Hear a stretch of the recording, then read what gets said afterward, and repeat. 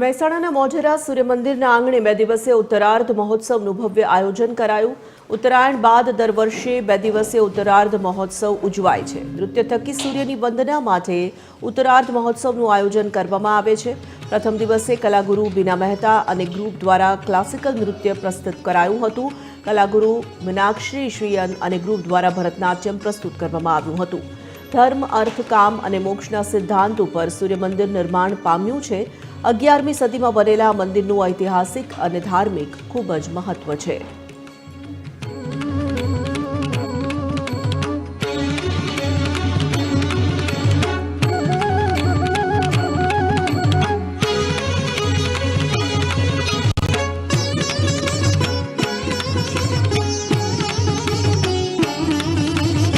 જળ, સૂર્ય એટલે કે અગ્નિ અને વાયુને ક્યારેય શક્તિ માની નહોતી। એ શક્તિ આપણે વેદ, પુરાણો, ઉપનિષદોની અંદર આપણે માનીએ છીએ। આ ત્રણેય શક્તિઓ આખા સંસારનું, આ સંસ્કૃતિનું સંચાલન કરી રહી છે। ત્યારે એમાંથી જ, એ સૂર્યની ઉર્જામાંથી જ આપણે નસીબદાર છીએ।